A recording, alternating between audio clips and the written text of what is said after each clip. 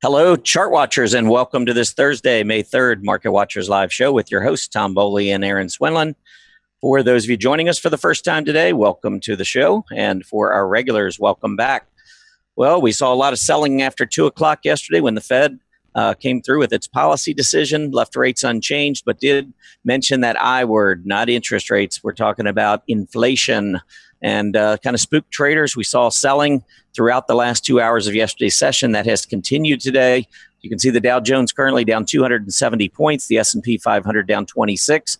We did actually pierce a little below that 2,600 level earlier this morning, and you can see 2581 was the double bottom. We have not seen an open or a close beneath that 2581 level on the S&P. I'd watch that closely. Nasdaq also tested gap support and the recent low around 7,000. It's down 65 points. The Russell 2000 also testing a key area around 1540, down 12 points today. 10-year Treasury yield backing off a bit, down 2.94%. The volatility index for the S&P, you can see rising almost 9% today. And the VIX and the VXN, this follows the Nasdaq 100, also rising up about 7.25%. Well, this isn't about the good, bad, and the ugly. Today, it's mostly about the ugly. So let's look at some of these reports. Dow DuPont came out, reported earnings, was up earlier today, but has reversed now down 1.7%. Caterpillar was downgraded. It is down, testing a key area of support, down 2.7%. Cardinal Health missed on its bottom line. The market has slammed Cardinal Health today, down over $11. Hologic, the worst performer in the Nasdaq 100, and I believe the second worst performer in the S&P 500, also failed to impress traders with its quarterly earnings report. It is down substantially, breaking down below prior lows. And then finally, Tesla came out. You can see the 280 area, just below 280 was a support level a little more than a week ago. We gapped down below 280 today, tried to rally, and now we are back down near the low of the day. Tesla down 23 points.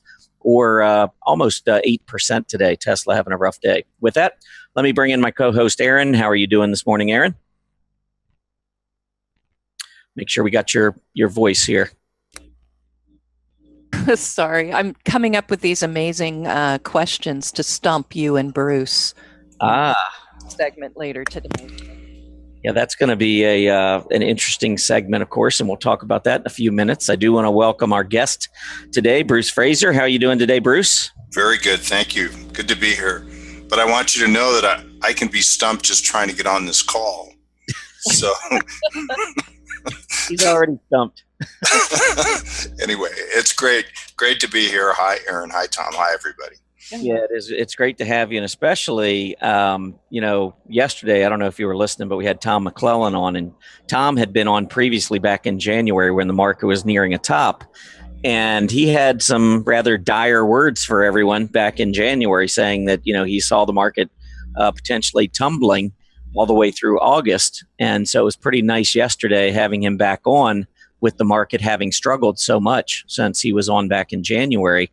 And so I think from a Wyckoff-ian approach, I would be very interested, and hopefully you're going to let us know a little bit about, what's going on with the market here, with this tumble we've seen since 2 o'clock yesterday, and just the overall, consolidation and higher levels of volatility that we didn't experience in 2017. But I'm sure you'll have some interesting tidbits for us when we get to your segment in just a bit.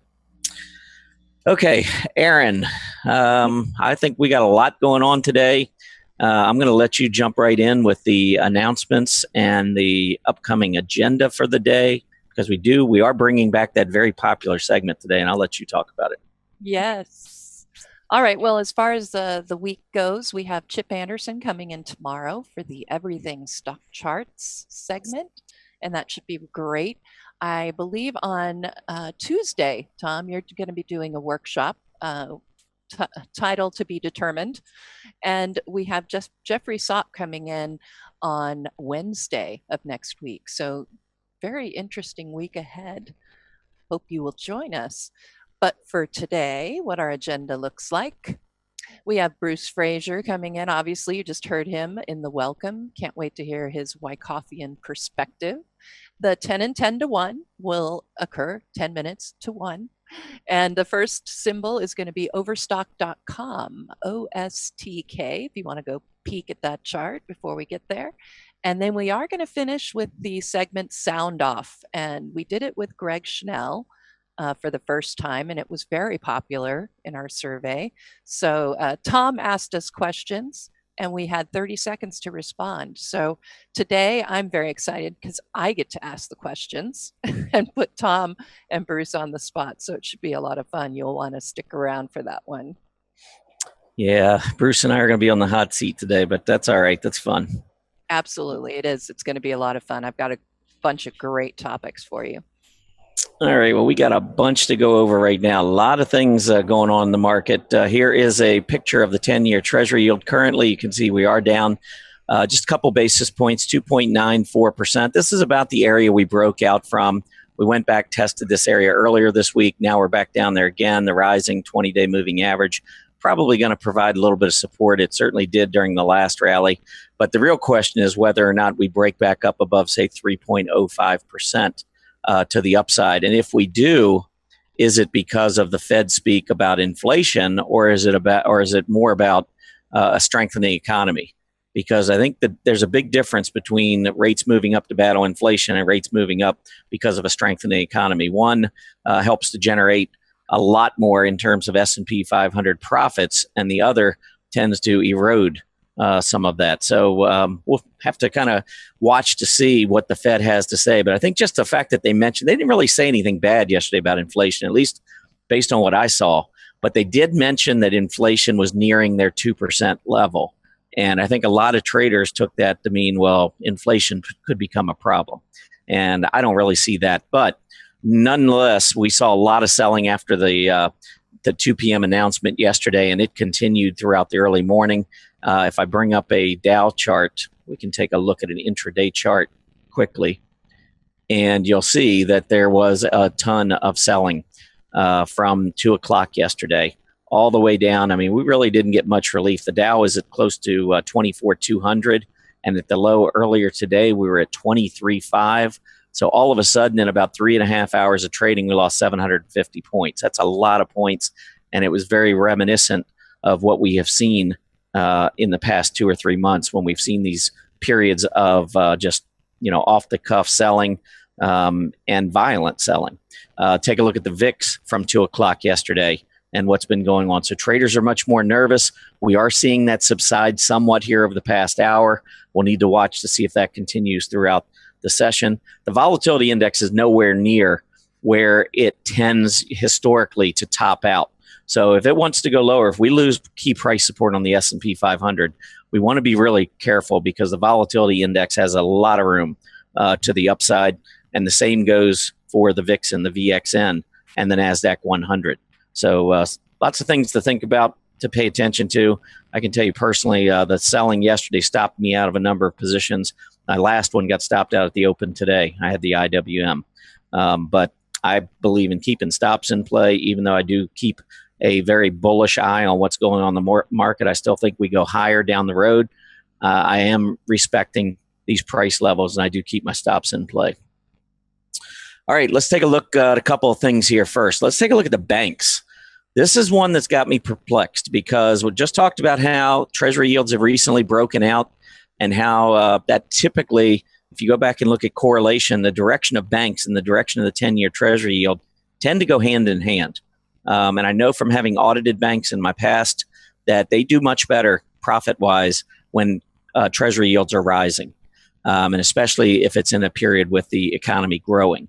But here you can see banks. We came down into a very key area. This could be marking a very significant bottom. And if you're bullish the market, you really want this to be the bottom.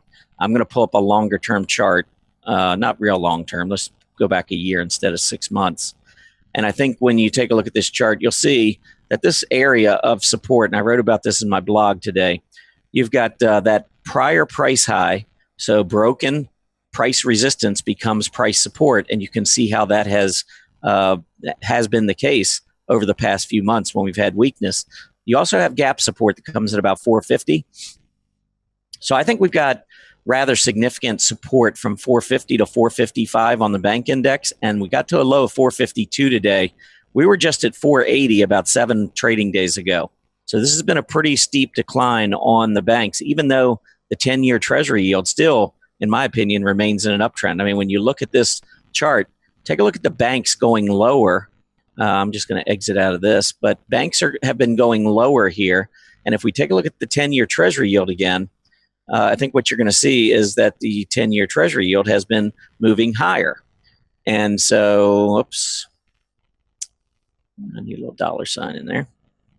The 10-year Treasury yield, you can see, is actually put in a higher high. And yet, when we look at the banks have not been able to match that. And yet, when we had the big run-up in Treasury yields earlier, back at the end of 2017 and into early 2018, again, we'll pull that 10-year Treasury yield up. You can see the huge move up that we started in 2018. We bottomed back here in September. And when we pull up that the bank index, beginning of September, when we started that rally on the 10-year Treasury yield, you can see banks went right along for the ride, but they're not doing it now. So I would really respect this price support area on the banks from 450 to 455. If you wanted to take a high reward to low risk chance on the long side, I think this is where you do it on the banks. But again, I would keep that stop in play. You see that bank index start falling much below 450, that would have me really nervous. Let's talk about, well, we could talk about the VIX and the VXN. I'm going to pull up the VXN. Let's talk about the basically the volatility index for the Nasdaq 100. And I'm going to go back a ways. Let's go with a monthly chart on this and get rid of the volume. I don't need that. And then I'm going to pull up the Nasdaq 100 and put that on this chart as well. So let's take a look. And I would just want you to see the volatility index. When we pull back and hit, when we rise and get back up into that 30-35 area, that tends to coincide with some very significant bottoms on the NASDAQ. Actually, I did the NASDAQ. I should do the NASDAQ 100. Sorry about that. Should be very similar. But the Vixen really is for the NASDAQ 100. Here, you can see the moves that went above 30. And just recently, when we got the VIX up to, into the low 30s, that's when we tried to bottom here on the NDX. Now, this is a monthly. Yeah, I'm going to do a weekly chart. And let's just go back 10 years. I think it'll show up a little bit better. So you can see these bottoms that hit. So here was the move up into the 30s back at early February. And here was a bottom that we hit on the NASDAQ 100. We rose back up above 30 again, and we hit another significant bottom. I won't say major at this point, but it was a pretty important bottom because we did hold that earlier low. If you look back in history and you look back to 2016, look at where the VXN went, into the low to mid 30s as we put in that bottom, very important bottom in early 2016. Here we actually went up very quickly up into the 40s, but again, 30 to 35 area marks a major low. Here we jump up above 30, marks a major low. I think you're starting to get what you can kind of see what happens here. The stock market, you start to see panic set in. And when the volatility index gets up to that 30 to 35 range, that's when I would start looking for a pretty significant bottom to go in. You can see that happened in 2012. Here in 2011, we did have higher readings, but this was coming out of the bear market. I think still their nerves were frayed. But typically, I think when you're looking, especially in a bull market, you get a VIX or a Vixen reading, VXN reading up around 30, 35. You're probably at or very close to a significant bottom on the NASDAQ 100. I bring this up because right now we're at 21. We have room to make another push to the upside. So if we lose price support with a VXN that's still in the 20s, don't be shocked if we have another big move to the downside. I would not be shocked. And so the VXN is one thing to keep an eye on, and also price support. So if you're looking at the NASDAQ, for instance, actually, let's look at that NASDAQ 100. The easy price support level to clearly see, I think, on this chart's around 6,300. Now, on a relative basis, the NASDAQ 100 has been outperforming the S&P. We're not near that double bottom. Whereas on the S&P 500, when we're looking, you can see earlier today we got down to 2594. we have not had a close below 2581. So the S&P is underperforming, and we've talked about that on the show quite a bit recently. For me, I think a lot of it has to do with the dollar, which has made a significant push to the upside. I think the market anticipates that. I think the market was expecting a rising dollar and was starting to sell the S&P in favor of some other areas of the market. The Nasdaq 100 being one area, but really the Russell 2000 is where we've seen some much better relative performance. So if we pull up the Russell 2000, you can see we are nowhere near the bottom we saw back in February. And that, again, is because we've seen a bottom in the dollar. The dollar's been rising, and money tends to rotate away from those S&P 500 multinational companies and move more toward the Russell 2000. Now, I think we have to respect the price support levels that are in play. And if those are lost, even though I've been bullish, you have to respect, in my opinion, that's the biggest thing in the market, price support and volume. So you got that combination of price and volume. I did want to bring up and just kind of go over, it's been a little while since we talked about this. This is a chart back in 2008. This is January of 2008. This was the final high on the S&P 500 as we were heading into a bear market. On that high, you can see that the VIX did come down to 16, but it never went below 16 throughout the entire bear market. We never saw it go below 16. You can see heading into that final high right here, how the XLY, XLP ratio had been declining. I think that was a big warning sign. Transports versus utilities had been declining. And then eventually you can see a pretty significant breakdown. The Russell 2000 versus the S&P was declining. So no one really wanted to touch the more aggressive small caps. And the banks relative to the Reits were under steady decline. This is all happening as the market was topping. And that's why I've kind of remained bullish, or I have remained bullish, is that we're not really seeing a lot of these same things as we move into 2018. So let's take a look at the next chart. All right, this was the S&P 500 during 2007. So we topped here and then started making our move lower. We did see a little bit of strength in the technology area going forward for a little while before that finally broke down. But industrials never made a relative breakout. You can see that the consumer discretionary continued to lag. Financials continued to lag pretty badly. And the defensive areas were actually starting to gain traction in terms of relative strength. So that's what you would expect as a bear market begins to unfold. We're really not seeing a whole lot of that, in my opinion. Now, this was as of April 11th. I don't know why I did that, but let's update this to May 3rd. Okay. And I think what you're going to see here, okay, so here was the top on the S&P. We got this double bottom. If that breaks, I think you want to be careful. I don't care what all these other charts are saying. When price breaks down, that to me is number one indicator. Volatility, I think I showed you it never went below 16. Here we went a little bit below, but if you're in the bearish camp, you've got to feel pretty good about this VIX still remaining in elevated territory, and it is starting to rise again. But look at the XLY, XLP, still moving up. Transports versus utilities, definitely showing some warning signs. Russell 2000 outperforming in a big way. Banks, and I talked about this earlier, banks are worrisome because they have not been performing the way you would expect with rising yields. So this is an interesting chart, I think, to follow. Mixed signals, and I think that's what Tom McClellan was talking about yesterday. Now, big picture, let's say the S&P does lose 2581. I think if we lose 2581, we know how fast the market can drop. I would be looking at this long-term channel as support. And on the S&P 500, if we lose 2581, don't be shocked to see 2400. So I do think you want to make sure you're on guard with that potential move to the downside. The XLY, XLP, though, you can see long-term still looking pretty good. Transports have been starting to drop. Here's your banks and Reits. The overall trend here is up, but just recently it started to turn back down, worth watching. And as I mentioned, Russell 2000 moving higher. I think I had one more chart before we bring Bruce in. I did want to just show this chart because this was something that Tom McClellan asked yesterday. And I've also had some listeners who have written me asking me about equal weight instead, because I always look at the XLY, XLP ratio. and the fact that it's been doing so well. And a lot of people point out, as Tom did yesterday, well, you have someone or a company like Amazon that's very heavily weighted in the XLY. So it's probably not a good reading to look at the XLY versus XLP.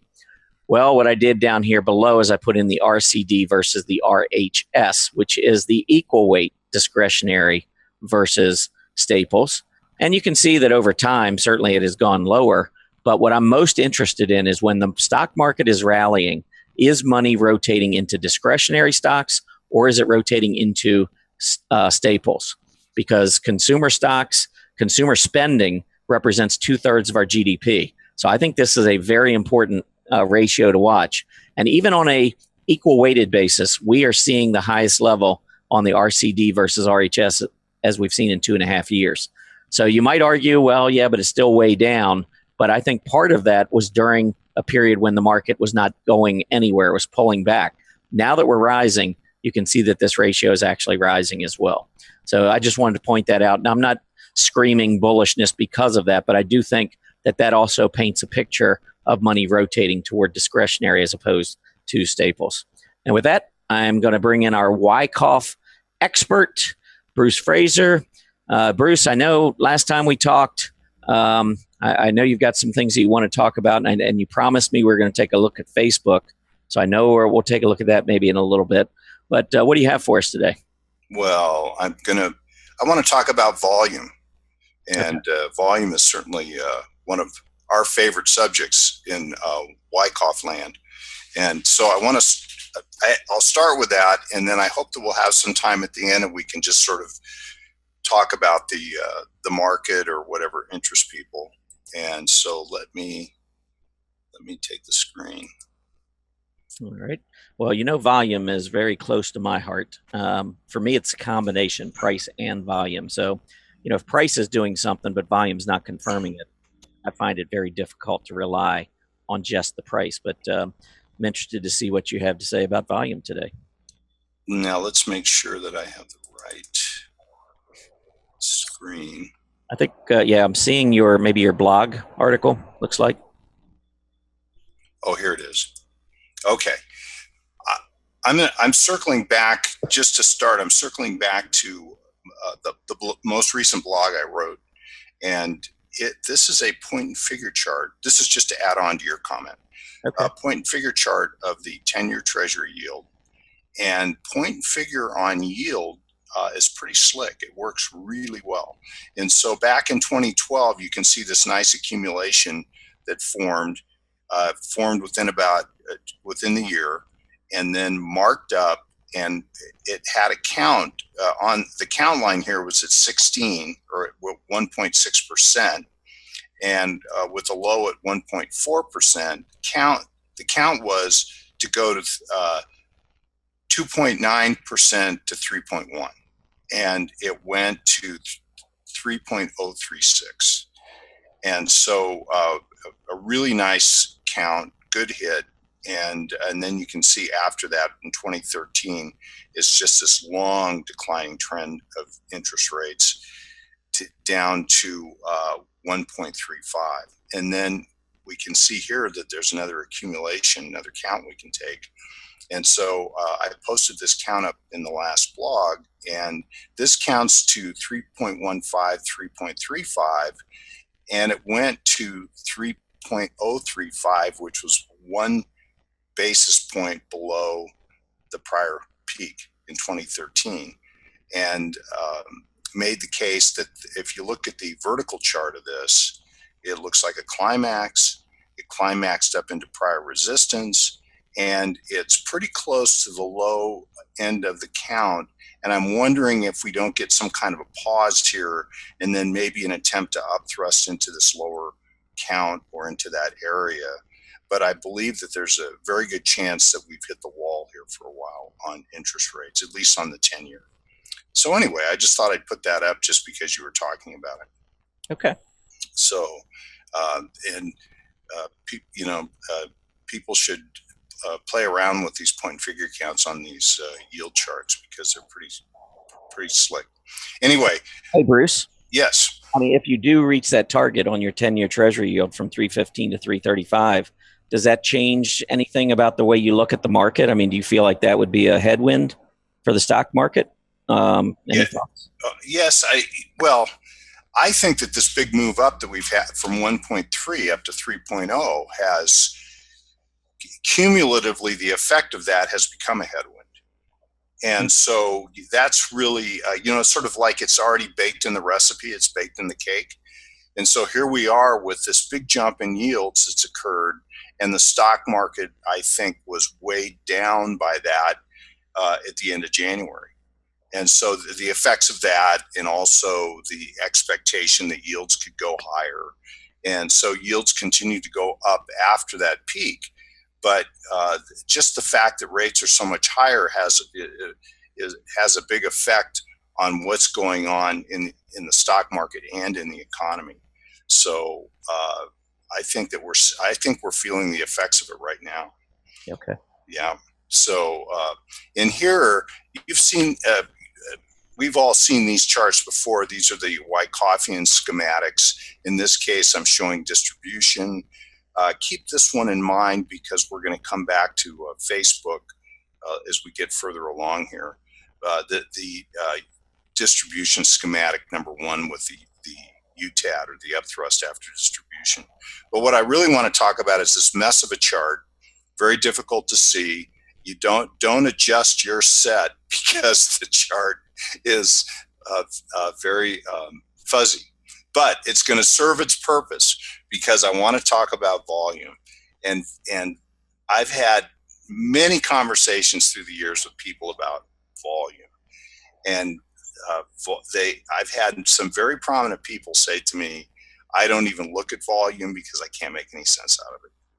And so I think that Wyckoff is the perfect vehicle, the perfect tool for being able to use volume appropriately and be able to make sense out of it. And so the notion with volume is that it's situational, and volume works in context to where you are in the cycle. And so if you just look at volume and you expect it to behave in the same way no matter where you are, whether you're in an uptrend or a downtrend or trading range, it's going to be very difficult to make sense out of it. But if we put volume in the context of where we are in the cycle, then we can start to use it in this contextual manner where we can say, okay, if we're at this point in the cycle, volume should behave like this. If we're at that point, it should behave like that. And so here we're going to use this schematic, which this is very much the Wyckofian schematic. Dr. Pruden used this chart in a class that he taught where he infused Wyckoff and Elliott wave together. And so you're going to see some Elliott wave counts on this chart, which may be very difficult to read. So don't worry about it. We're not going to talk about Elliott today. But this has the Wyckoff labeling, the Wyckoff schematics in here. And you can see here's distribution, here's the upthrust after distribution structure, and then here's accumulation over here. Okay, now what we need to do is we need to put this in context. And so that's what's going to allow us to turn the key in the lock to volume. Okay, so now what I've done is I've taken and broken down the accumulation into phases, and I've broken down distribution into phases. And when we do phase analysis, which is a very big part of Wyckoff, then we're able to now make sense out of volume, because volume should behave differently in the different phases. And by the way, this chart was prepared or created by Roman Bogomazov, and he did this while I believe he was a graduate student in 1998. We had to resurrect this chart, and it's the reason it looks so hazy. But Roman has just started a new class. He teaches Wyckoff now. He does a wonderful class on Wyckoff, and he's doing a summer session. And he just did the first class this week, and everybody's invited to get a copy of be able to listen to that first lecture, and who knows, you may find that it's interesting to you and you'd like to take the class. So here's his website, and there's their email. So here, the whole notion, we've talked about this in the past, so I'm going to blow through it pretty quickly, is that we have, in accumulation, we have phases. And the process that's going on is that stock in this example is being accumulated by the smart money, who we call the composite operator. And this is the very smart, innovative investor traders that are accumulating shares for a big markup into the future. So you can see here, this is the innovators or the early adopters. And they come in and they basically are absorbing all the stock. And when they absorb the stock, it becomes very scarce. And when it becomes scarce, it becomes difficult to buy for the early majority of investors, which might be institutions and other large buyers. And the stock, because the demand, a little bit of additional demand can just throw the stock into a big uptrend. And so this is really the effect of what's happening is absorption. And phase A, the stock is being held by weak hands. And so the weak hands are basically have carried the stock all the way down through the downtrend. Volume becomes very, very high and panicky. And so we see that, and we can see attributes of that in the S&P in January, February. And so then phase A tends to be a period when volume is high. What you'll notice is that volume tends to be high on the declines, and it tends to shrink on the advances. So here we can see in this example, becomes high on the decline, shrinks on the advances. And so you can see that as this now, volume actually tends to shrink as it gets towards a support area. But we have another rally here, and phase B is this wild and woolly trading range phase. It can go on and on and on. Well, here's the thing that you'll see in phase B. It's very volatile, and you'll see that volume tends to can expand on the way up, but the volatility is very high, and the volume can be high or low on the declines. Here you can see the volume can be high, but the volume also can be high on the declines. And so there tends to be just kind of a wild and woolly situation. But what happens is that when you get into phase C, and this is when we as Wyckofians become involved in the stock, is phase C, phase D, is that the stock has been well absorbed by then. And this phase C is the end of the testing phase and the beginning of the uptrend. And so what we will notice is the volume can be quite high near the lows, but as it starts here on the spring, it's very high at the low, but it's low into it. Here we can see that there's a pullback, which we call a test. And this pullback is on shrinking volume. And look at how low the volume is compared to everything that preceded it. So the volume is quite low, which is evidence that absorption is nearly complete. And then when the uptrend begins, volume starts to expand. And so we can see that the volume is quite good. The bars, the bullish bars are quite good on the way up. And then notice this, as it jumps out of the accumulation phase and then backs up, the volume dries up again. And so this is the pattern we're looking for that tells us that stock is in strong hands, is that the volume is low on the pullbacks, it's rising on the advances, low on the pullbacks, rising on the advances. And the thing is, you'll notice the volume doesn't have to be exceptionally high as you're marking up the stock. And that's because the stock is in such strong hands. It's so scarce, so difficult to own, that it doesn't take a lot of additional volume to propel it higher. And that's one of the things that throws people, is they see volume is rising, but it's not like gigantic. And they think that that is a bearish sign, and it's not. And so in distribution, we see the opposite. And that is that volatility increases as you go through. The volatility on each decline, it becomes larger and larger. And the characteristically, the volume is high at the climax. Volume then stays high on the pullbacks, and it shrinks on the advances. So here we have phase B. We can see that the volume is, we see a rally here up to resistance. Well, look what the volume's doing. Volume is just diminishing as it goes up. That's a very bad sign. Then the volume expands as prices go back down again. Volume, there's a rally up into the upthrust, and right at the upthrust is a big spike of volume, which tells you that the CO is disgorging stock. And then on the decline, volume is high. It's not as high as on the upthrust typically, but notice this rally here, which is a really poor rally, a rally of poor quality, doesn't even get to resistance. And look at the volume in phase, this is phase D. Look at the volume dry up as it goes into that.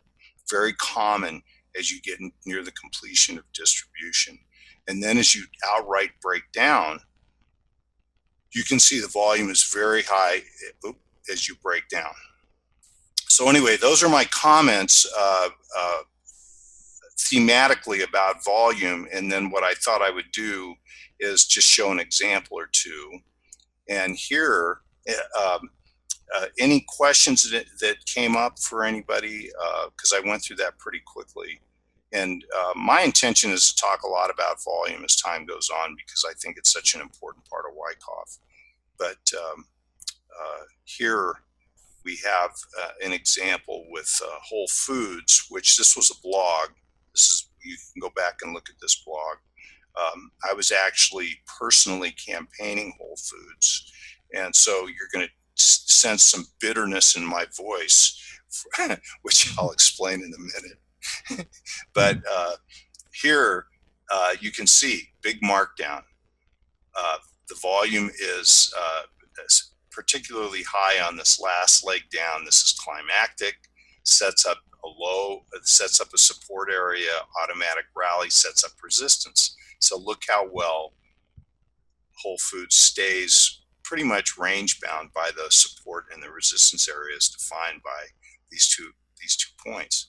Well, the decline down into secondary test, you can see generally the volume is quite high.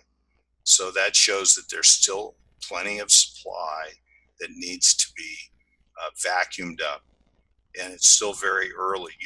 We as Wyckoffans don't want to participate over here. We study this. It's over here where we get real interested in becoming active. Now notice this about phase B. Look at the volatility. This is the wild, wild west. This is an area where there's a lot of swings between support and resistance and upthrusts and springing the lows and so on. And this is an area that can really chew people up. It's very important to watch it. This is the area that creates point and figure count. This is where we get the big counts for the big moves, which I'll show you a point and figure chart here in a minute. But notice this, the volume remains high on the declines. You have volume is reasonably high on this rally here, you can see. And then volume is high again on this decline. It's actually expanding. And then this rally here, which produces an upthrust, actually the volume tends to diminish a little bit, which is a bit of a warning that this isn't done yet. And so then you have, again, more volatility and then a big decline back down to support. Now notice this, look at all the volume that comes in right up on these low bars. This is actually has a big element of demand. Every volume bar has got supply and demand in it. And in this case, you can see that there's a spike of volume, but it comes in right on the support. And so this is really interesting to us because could be an important indication that we're completing the accumulation process. Now look at this. Look at this nice volume as Whole Foods jumps. But it jumps up to the middle of the range and then finds supply again. But here, look at the quality of the volume as this is a really good example of absorption being near completion. Look at how this decline is much longer than the declines that preceded it, and it doesn't go nearly as far. It's in the bottom half of the range, but look at how the volume generally is quite low, and it takes a long time to move back down to the support area. And then we have this turn where we have these beautiful big bullish bars with high volume. And this tells us that we've completed phase C. This has tested this. And now we're starting to really launch Whole Foods up and out of the accumulation area and into an uptrend. Hey, Bruce. Yeah. Is it beneficial to have a consolidation phase like that, or accumulation phase that lasts a year and a half? Oh, absolutely. Not uncommon. It's just not uncommon to have them last they can last 2, 3, 4 years. Okay. As a matter of fact, what they do, Tom, is they build bigger point figure counts when they do that. The whole trick to it is to be able to tell that there's real accumulation going on and it's ready to start to mark up. There's some stocks where the charts just go into a trading range for a long time. Well, the lights are on and nobody's home. There's no accumulation. There's no CO there accumulating the stock. Just nobody cares. And but in what we're looking for is we're looking for the conclusion of this accumulation process, no matter how long it takes. And we get these big counts, and then when the stock changes its character, notice the change of character here, and how it just these big bars.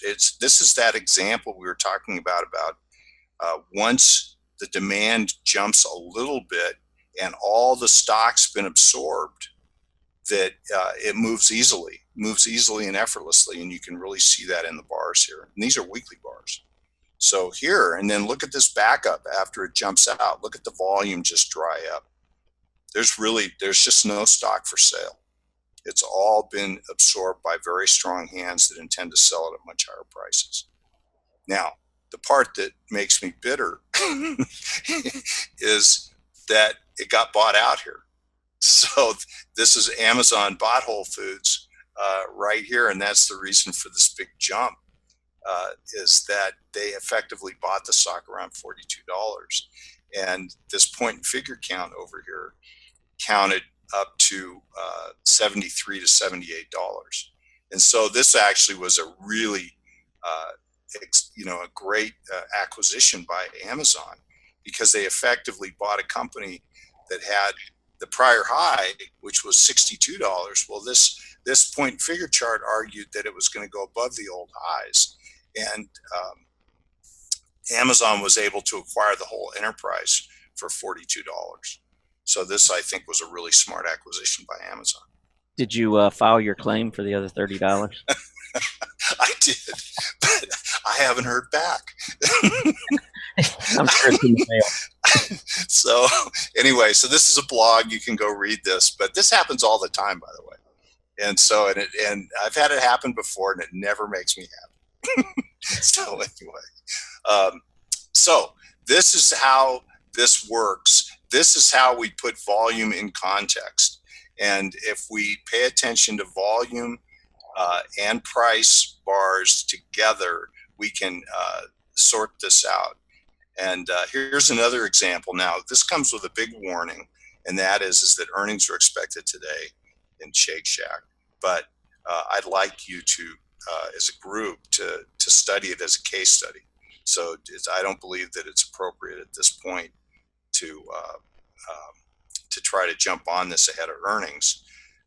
But maybe after earnings, we'll see. The other part of this is that we have a market that really is pretty weak. And so this is not typically the time that you would be looking to jump into a stock. You want to jump into a good stock when the market's ready to mark up and propel the stock higher. So this is a little bit out of sorts with what the market's doing, but it's still a good case study. So here, big downtrend. You can see, look at the volume come in on the break here off the automatic rally. So there's a lot of supply present. And you can see over here into the secondary test in phase B, you can see now that it took a long time to get down to support and the volume is drying up, which is constructive. The volume comes in on this jump, but it only gets up to the midpoint of the range and then another long decline with volume coming in towards the end. This all looks, especially with volume coming in at the very end, it looks like there could be accumulation at work here. Look at this bar, big down day, but it comes near support, and we wouldn't buy this bar, but we would then look. Whenever you get a big bar like this, you always expect follow through in the days or weeks that follow. But look at this, the follow through that comes takes prices lower, but look at how little volume there is down here. So there's very little supply left in this. And then look at the change of character. Change of character is that there's this really nice rally, persistent rally up to and through the resistance area. Volumes expanding. Look at the expansion here through this. And then an attempt to come back down into the midpoint of the range. Volume is relatively high, so we would be somewhat concerned about this. But if we entered here or on this pivot, we would just let our stops do the work.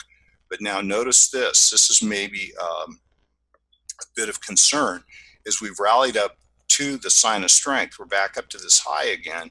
Look what the volume's doing. The volume, this volume was pretty good, but then after that, each of these up volume days is coming on diminishing volume as it goes up. Still, it's acted quite well. So what we'd want to see is any kind of a backup or pullback to come and have volume diminish as it's doing that. Here you can see these two down weeks come on very low volume. So that's constructive, very constructive. This pause week here comes on very low volume. And so now we're out. So anyway, again, this is don't jump ahead of this one because earnings are coming, but it's going to be a very interesting one to study. And I do have a small position in this, so just full disclosure. But it's a great case study, and it'll be interesting to see what happens.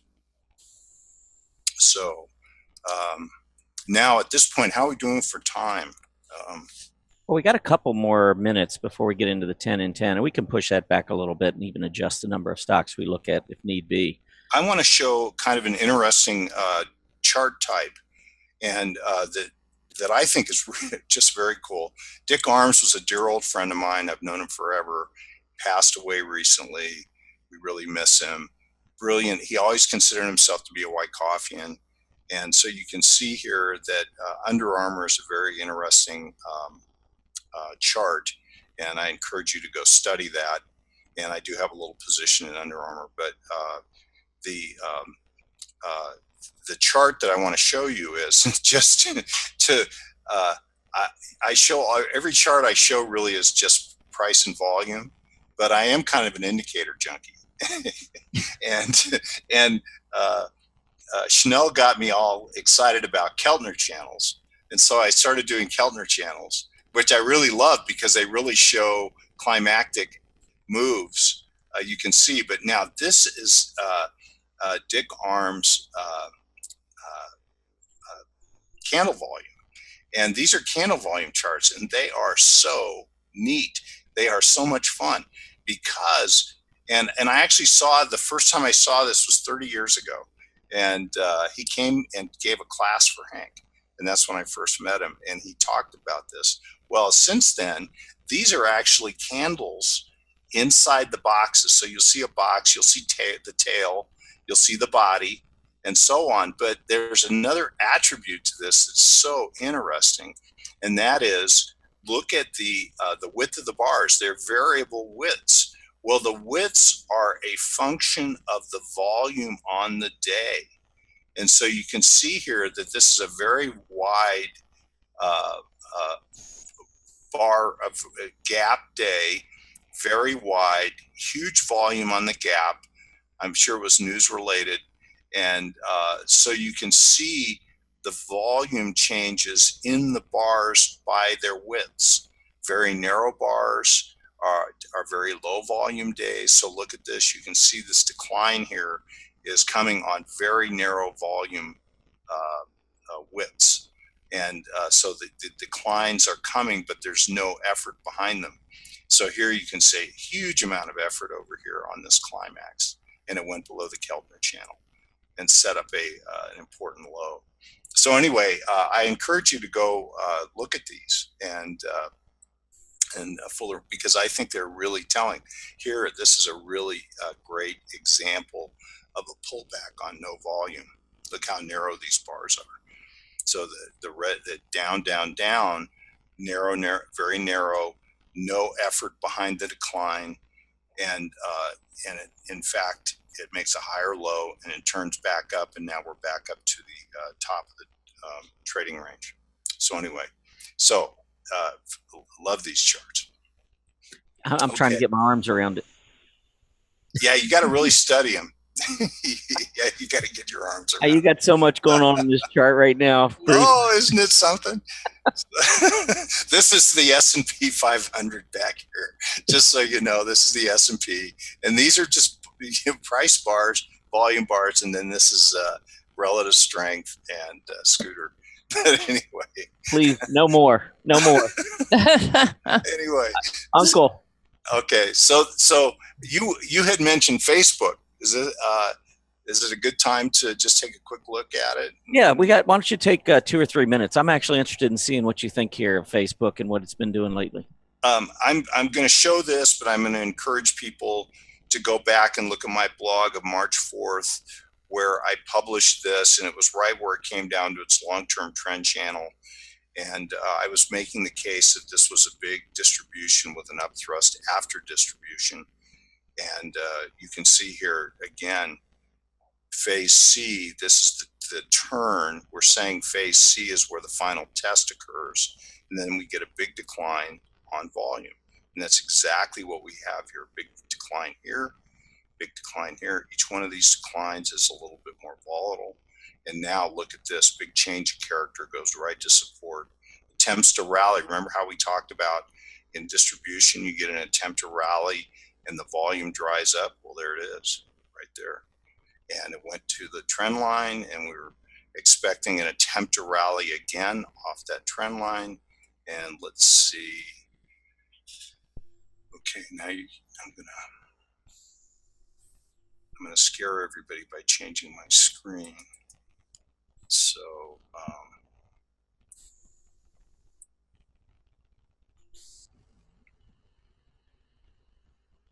from the chat room. The main one is, what phase do you think we are in right now with the S&P and the Dow, the QQQ, just in general? So okay, well, and I have an S&P chart we can look at. Okay, so this is where we were at the time that the blog was written. So we came back down. We had a rally of low quality, volume dried up, and then we came down again and attempted to rally, and sure enough, we rallied again off that. Look at the volume. Volume was low on this rally. Look at the volume on the next rally. Really low, just kept diminishing. That is a lack of good demand. The CO is not supporting the stock anymore. As a matter of fact, they're supplying the market with stock that they're selling. And so we're very concerned this is distribution. And in fact, look at this big gap that comes after this failed rally attempt, big gap, and then a big sign of weakness here.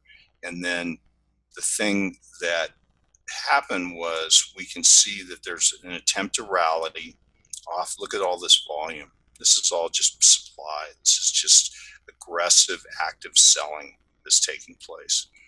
185 down to 150, below 150. And then a rally up to, here's the key support area made by the automatic reaction. And so we know that old support becomes new resistance. And so this became resistance. It came down again. The volume was not real intense as it came back down, and then it rallied up. I believe this was earnings. And then it came up to the resistance line, which is the buying climax over here. It's formed by that high price point, and look where it is. And so it's rallied up here. It's formed a big tail on a test. So this is the high. Look at the volume. So we have a lot of volume. When you get big volume like this that comes at a resistance area, you can see that there's a tail here, and it closes in the middle of the range, which shows that there's supply present. And then it attempts to test that. The test has got a tail also, and look at the volume. It doesn't have anywhere near the volume that this day did. And so this test, I think it's going to be very interesting if this can hold. So, hey, Bruce, if you were shorting this because of everything you're talking about there, where would you set your stop? I mean, at what point, if Facebook were to break out to the upside, is it that trend line from the top back in February, along with the March high, and then again the high we're seeing now? So, I mean, would it be 180? Would you keep a tight stop? Would you be looking at the highs back in March at 185, 186? What would you do if you were shorting Facebook? Well, I think that the good thing about Wyckoff is that you attempt to set stops where the market would have a tough time getting to. And so in this particular case, you can see that there's a gap here. And, Tom, you're much better on gaps than me, but this high right here, I would wait is for a pivot down and get at least one big down bar. It doesn't have to be real big, but let's see, an example might be here, where you get a break and you close near the lows. So it could come back down, say, to this area, just a turn. And the volume doesn't have to be real high, but expanding. And then I would set my stop above this, either this price here, say like near 180, or maybe slightly above 180 because it's a round number, or I'd set it up here above this high. And I think it'd be very difficult if the market pivoted down from here for it to get back up in between here and here. Yeah, I wanted to hear what you thought of Facebook, because I looked at that candle yesterday, and I talk a lot on the show about where you have an intraday move like Facebook had yesterday, where it was breaking into an area where you would think it would attract new buyers, and then it fails to hold it into the close. I think that's bearish. I thought yesterday was a bearish candle for Facebook. Well, and not a particularly good volume day. Right. So it attempted to go up, and I think that this is evidence that demand is of a low quality. And because you need volume to drive prices up, that old saying is, the old adage about it takes volume to put prices up, but they can fall from their own weight. And so that's, you want to see volume coming with good bullish bars and driving prices higher. So when you see this kind of thing where volume is actually diminishing bar to bar and bullish bar to bullish bar on the way up, and volume is diminishing on this one, that there's no effort to drive these results higher. And so it is effort, it's result without effort. And that's kind of a Wyckoff concept. All right, well, I think we need to move on here right now. I mean, this has been great discussion, and I want to give you some time at the end, if you're going to stick around with us through sound off right into the end of the show, to answer those questions about the S&P 500. We usually like to summarize at the end of the show anyway about what's going on in the market. So maybe we can give you a couple minutes there and let everyone know what you think. Put me to work. Yes, yeah. And I know that the chat room is going to be eagerly awaiting your views as to what phases we might be in as far as the market in general. So cool. All right, I think Erin, I think we should probably just maybe do 5 of the 10 and 10. I've already got the first one annotated. Yep, I actually agree. We had only about half as many requests as we normally do, which tells me that everybody was very interested in what Bruce had to say. We are running a poll, Bruce. We didn't tell you, but we're asking people how often they use Wyckoff, and half of them say never. So I thought that was pretty interesting. 20%. Wyckoff is so addictive, they have no idea what they're in for. Yes, 9% say always.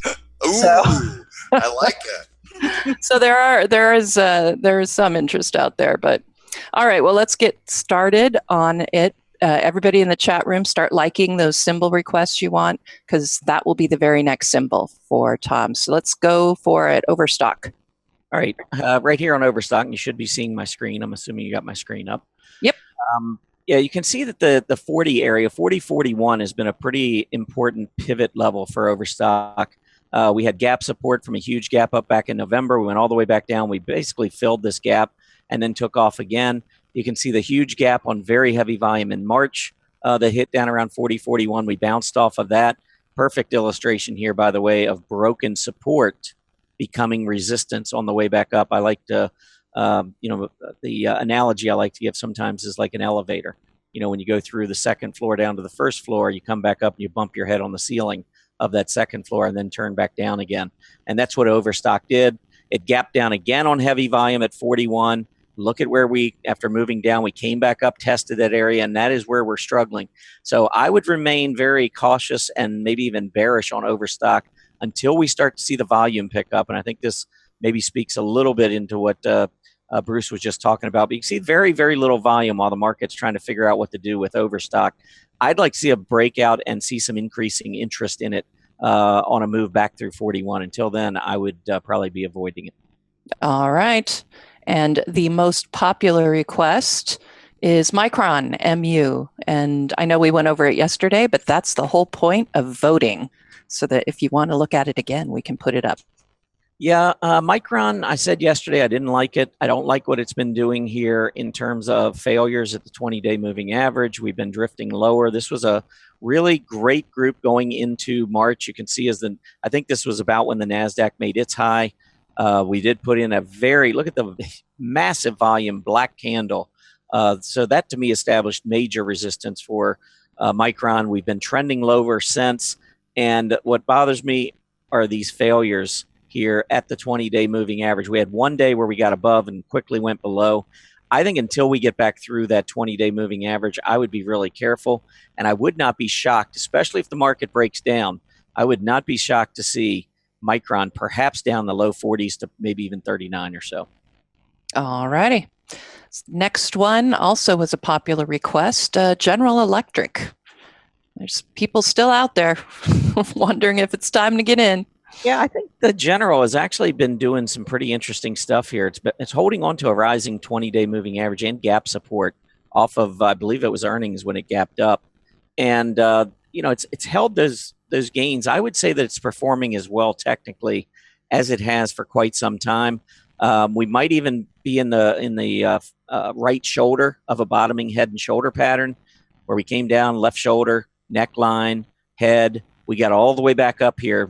Typically what we've seen during this downtrend is that as we break down, we don't go back and test prior highs. Instead, we just keep moving lower. And I think the character of this chart is beginning to change some. And as we've pulled back, the volume has dwindled here. We're at gap support, at the moving averages. GE looks interesting in a market that has been struggling of late. All right. Let's see. The next one is, and what a breakout today, Marathon Oil. Looks like an execution of a bull flag to me. Is that MAR or MPO? Oh, MRO.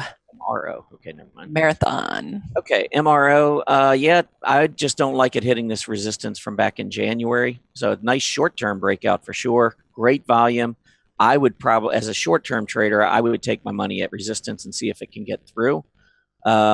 If it does back off here and leaves a long tail, because you can see intraday, it looks like it went above those prior highs. So if it fails, you're going to have a higher price along with a lower PPO with a failed breakout. I would be looking maybe for a little short-term weakness. However, we do have significant volume today. So if we make that breakout, I would be much more bullish, but I'd have to see the breakout first. Why don't we do one more? Okay, that's what I was thinking. Northrop Grumman, NOC. Yeah, one thing interesting about these defense stocks is that they, over history, I think it's one of the few industry groups seasonally that has average gains in every month of the year. Defense stocks are just one of those bulletproof industry groups that tend to go higher no matter what. but let's say the last 7 days have not been so good.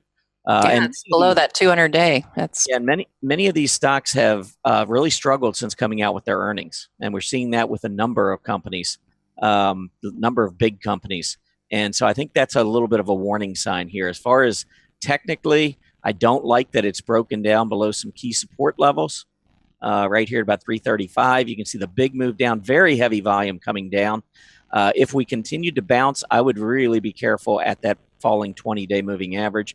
I would expect at least maybe sideways consolidation, if not maybe some selling once we get back up there, if we get back there. So Northrop Grumman, to me, the character here has changed quite a bit. As far as support, maybe the next key area I would look for, we had some lows maybe that came down around 295. I would look maybe for a bounce somewhere in that area. all righty. And that we're going to conclude that as 5 in 10. 5 5 and 5. Yes, I think that will work. All right. I am ready to tell you. And actually, Bruce, you're still there, right? Bruce is there. I'm here. Okay. I'm getting ready to talk about ChartCon really quickly here. Let's get it over here. And I wanted to give you a chance to just tell everybody how awesome it is. Oh my gosh. ChartCon is a blast. And I am actually, being totally selfish, am very happy that I'm early in the first day, because I'm a nervous wreck until I do mine, right? I'm the same way. I'm just, I have a face made for radio. And so here I am doing TV. And so after that, I get to watch all these presentations, and they are just so good. So I'm thrilled to just be able to experience that. So everybody, it's you have till May 5th. So it's the 3rd to get your early bird price special. This is an online conference. You can watch it live, or you can watch it later. You know, we have that opportunity. So if you can't sit there because it's a busy weekend, or you have your cousin's wedding, that's okay, because you can log in anytime and either join what's live or just watch the recordings. So I highly recommend you check it out. And with that, we're going to do a very, very short market update. Let us look at what is going on right now. All right. Well, we're making quite a recovery since we started Bruce's presentation. And we're now looking at a Dow that's still in the negative, but not down as far as you might think. It's now at 23,856. So we're looking at a much better setup there. The S&P is still down, but it's only down a little more than 10 points, so not too bad. Nasdaq also making the recovery. Russell 2000, again, recovering a little bit more traveling necessary in order to get to yesterday's close. And we can see Toronto TSX is just about hitting the positive side here, trying to get over yesterday's close. So the worst may be over here as far as today goes. You can see USO oil is up. Dollar is down at this point with a big gap down earlier today, and it's just continuing lower. We can see gold gapped up, of course, expected when you see a gap down in the dollar. But it's starting to peter out a little bit here and travel back down, but still reading 124.38. Volatility index, as Tom pointed out, is coming back down. People are feeling a little better, probably because we are seeing the markets recover a bit right now today. And I do still have energy up here. Energy is also making that recovery with a nice rounded bottom here. We'll have to see how it progresses. And with that, I'm going to conclude our final market update and move into the sound off segment. And we'll leave it. I'm gonna end the segment on time here at about 20:21 after, just because I want to make sure Bruce has a chance to talk a little bit more about what phase we might be in as far as the general market is concerned. So we want to make sure he has time. So with that, let me introduce what we're going to do here. So I have come up with a bunch of topics, and I'm going to present them to both Tom and Bruce, and they each will have 30 seconds to state their case as far as whatever my question happens to be to them. And it could be any, well, I'm not even going to give them any hints, but we will move back and forth so that not the same person doesn't have to go first every time, because you need that advantage, don't you think, to go second? Shouldn't guests get hints? The guests get hints. These are not going to be hard. This is not going to be hard. I'll be nice. I'll let Bruce go first every time. That's fine. All right. So I'm going to start, and I'm going to put Tom on the spot first, just so you can get used to the idea. Okay. And we both comment on the same topic. You have 30 seconds to state your case, and after 30 seconds, our producers will cut your mic off. So that's all you get. Recommend that maybe you have your thesis statement right up front, and then the supporting evidence after. Just giving you that little hint, Bruce. Thank you. Okay. So here we go. First topic. Shares of Tesla fell on Thursday, today, after Elon Musk delivered a bizarre earnings conference call. He dismissed a question from an analyst and called it boring. So it's been really interesting. The stock's decline and his comments took place after the company reported a narrower than expected loss for the previous quarter. Major analyst opinions are 6 holds, 4 buys, and 4 underperform or sells. Who's right? Would you buy, hold, or sell short Tesla? Tom, you get to go first. 30 seconds, huh? All right, here we go. Yeah, I would be, if I had to pick one or the other, I'd be shorting. Tesla struggled to hold 310 support.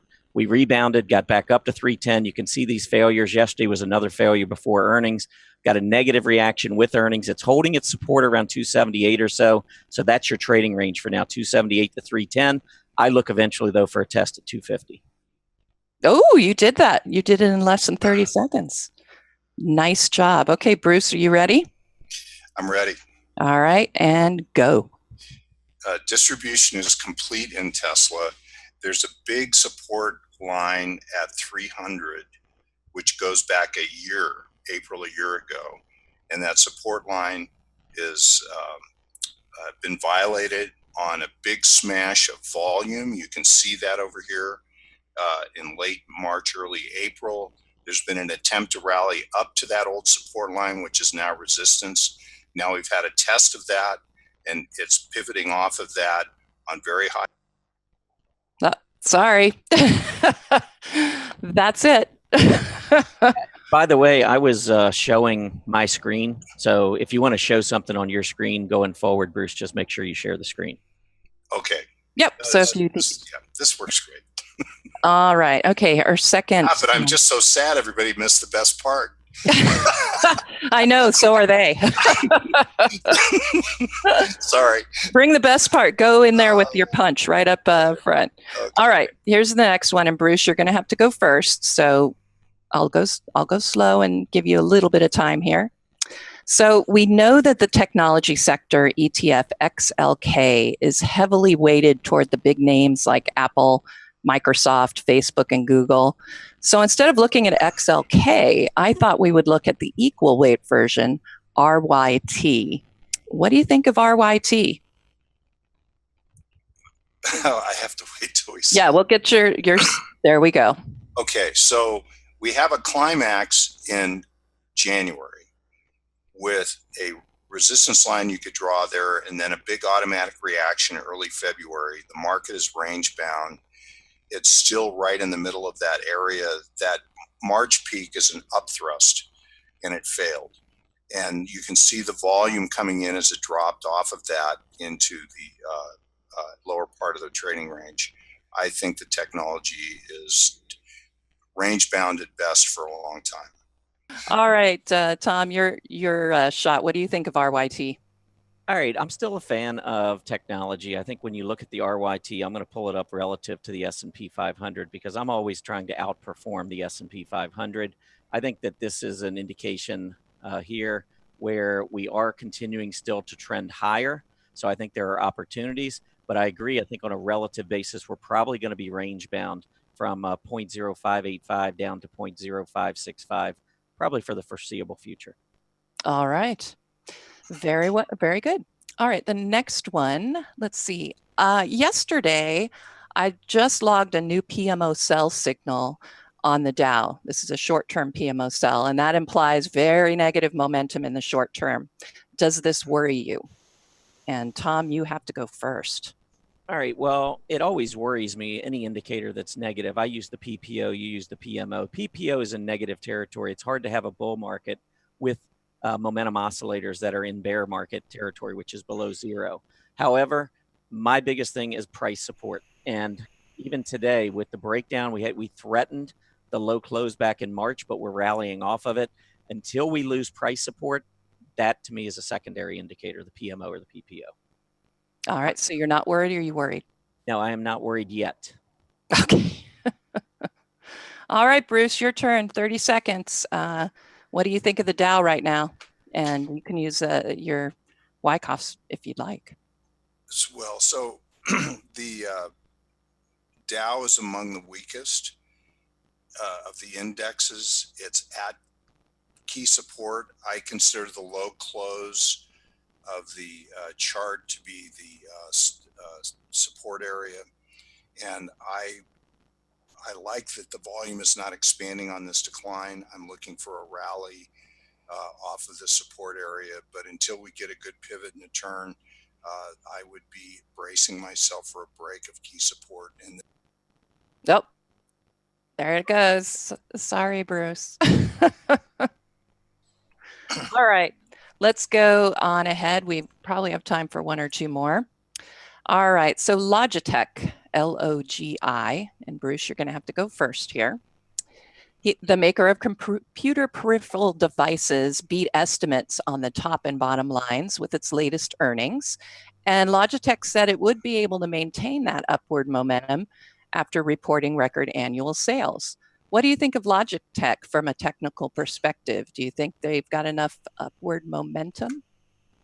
I love the way each decline had lesser volume than the prior decline.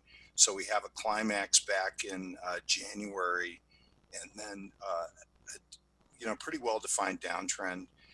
This is a higher low, which is something new, and this higher low came on low volume and a nice pivot. So I would look for some kind of a backup because this is climactic, and then look for opportunity to buy it. All right, you got it in the 30 seconds. Excellent. I'm practicing. Okay, Tom, your turn. Well, I love companies that come out with stronger than expected revenues and earnings. And I love the positive reaction we're getting here with this kind of volume. But I'm kind of like Bruce in the sense that I want to see how this develops. Depending on how we close today, if we were to close back below the open, I think maybe in the short term, we've hit a near-term peak. And I think we might be able to get it back closer to $38. If we finish strong, however, I think today's open at $39.80 becomes great support going forward. All right, man, you guys are good at this. All right, let's see the next question for you. And this will be, Tom, you'll be going first. Financials are historically the best performers during a period of rising rates. But as interest rates have risen this year, the big cap financial sector has declined. Still, many analysts continue to favor them as a top pick because they believe that what ails them will go away and higher rates will make a difference. The S&P sector is down 0.5% this week so far, and it's still negative year to date, off just under 1%. Is this sector a sleeper buy or a sector to avoid since it's currently underperforming? Well, for me, it is a sleeper buy because it is bouncing off support and so far putting in a long tail down at the support level. I'm looking at the banks specifically within the financials. Banks do tend to do very well with rising rates. They have lagged badly for the last month and a half, admittedly, but a lot of times they will play catch up over time. So I think that the opportunity to get in at support or near support is a compelling one on the buy side. All right, excellent. Bruce, your turn.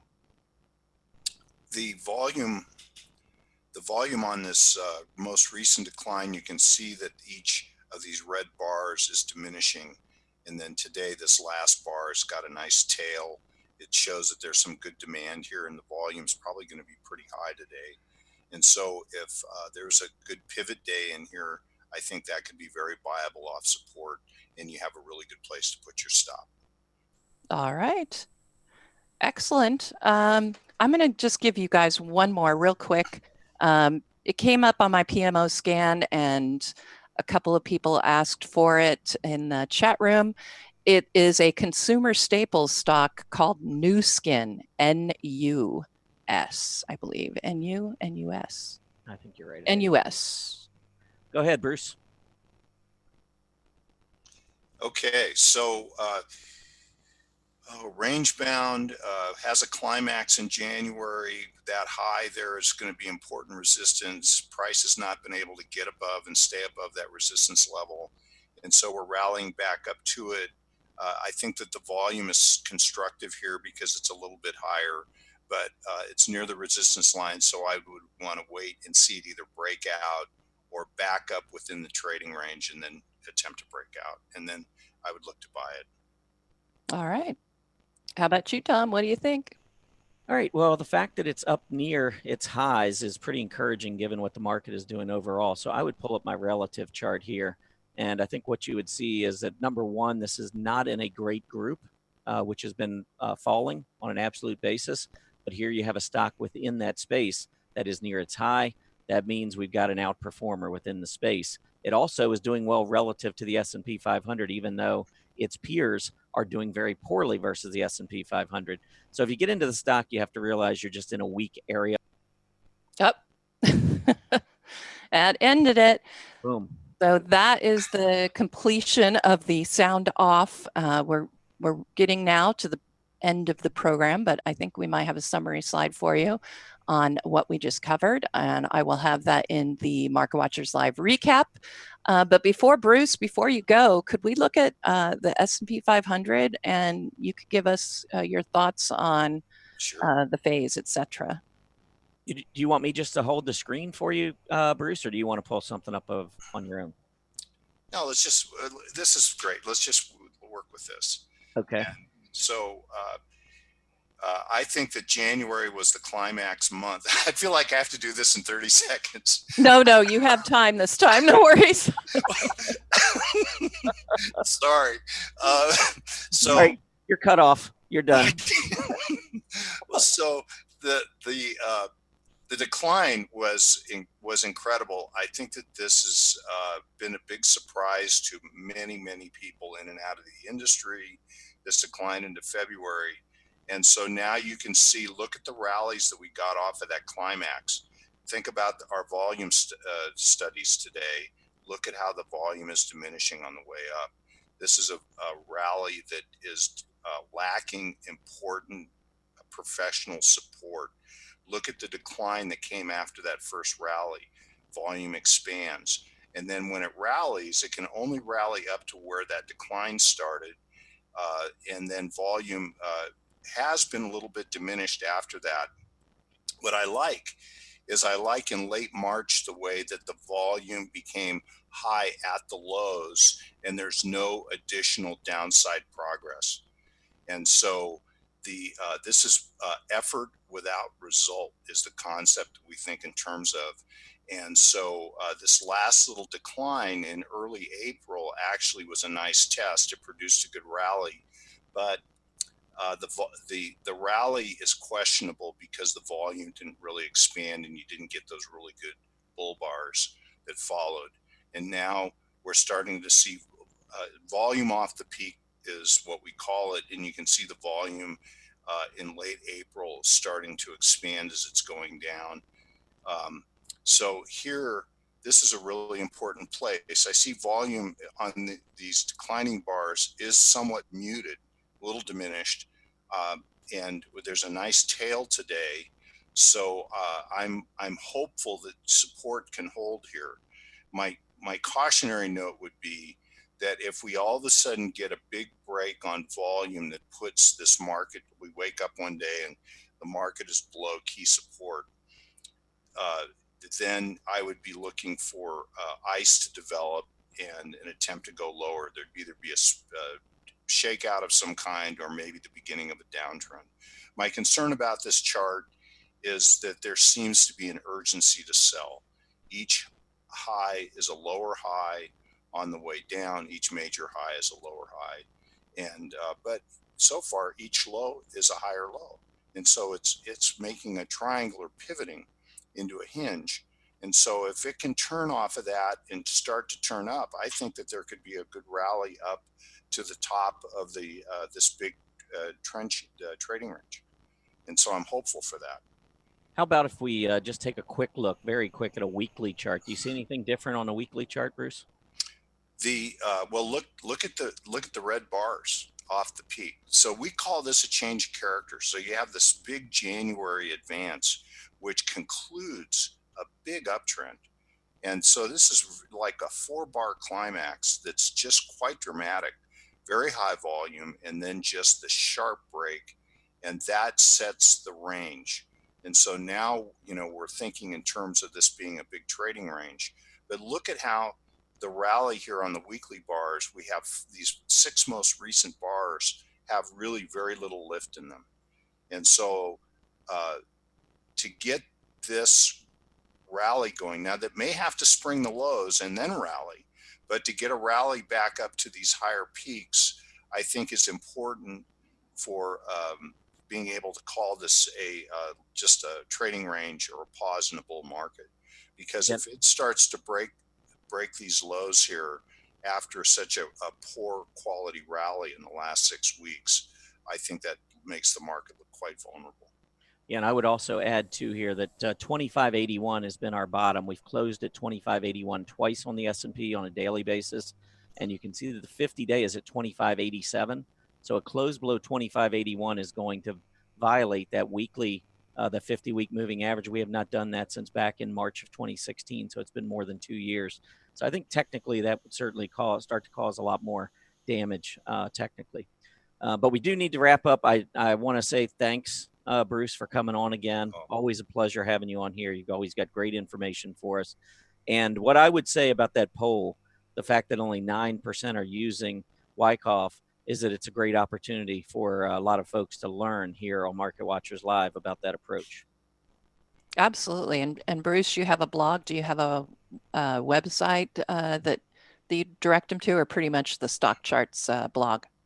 Well, it's pretty much the StockCharts blog, but if they go to Wyckoff Associates, which is on that one chart, Roman and I do a weekly Wyckoff market discussion where we cover like a large number of markets strictly from a Wyckoff perspective, and they can go check that out. Excellent. I will have all of your charts as well in the Market Watchers Live recap.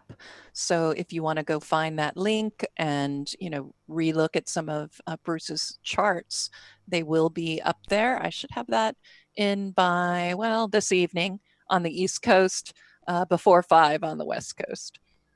Well, what a wonderful day. Thank you both very much. Thanks. Oh, thanks for being such a good sport and playing sound off too. That was great. Fun. All right, weekly schedule. Tomorrow we have Chip Anderson here to talk about everything stock charts. Tom's going to have a workshop next week on Tuesday, and Jeffrey South is going to be our guest on Wednesday. Awesome. Another great lineup there. Again, want to thank Bruce. Tremendous presentation as always. Want to thank all of you for being with us today. Please remember to complete the survey as you exit. Love to get your feedback on what you think of Market Watchers Live and also the Wyckoff approach. If you're new to it, let us know what you think. As a quick reminder, Market Watchers Live airs 5 days a week, Mondays through Fridays from noon to 1:30 p.m. Eastern Standard Time. Have a great Thursday afternoon, everybody. We hope we will see you here tomorrow. Happy trading.